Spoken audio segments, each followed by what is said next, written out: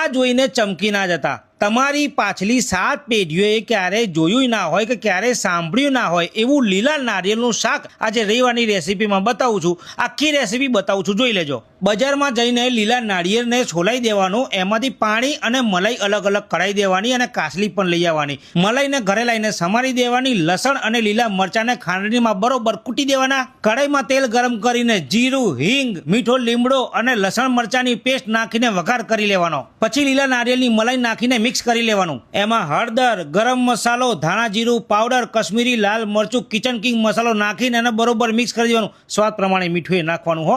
અને પછી નારિયેળનું પાણી હોય ને એ જ પાણી અંદર નાખી દેવાનું. 5 મિનિટ ઢાંકીને ચડવા દેવાનું અને પછી ખોલીને અંદર ફ્રેશ ક્રીમ અથવા તો પછી મલાઈ નાખી દેવાની અને પછી ઉપર ધાણાનો શણગાર કરી દેવાનો અને નારિયેળની કાસલીમાં કાઢીને રોટલી સાથે ખાવાનું. ભાઈ ખરેખર ખાવાની મજા આવશે. એકવાર બનાવીને ટ્રાય કરજો હા.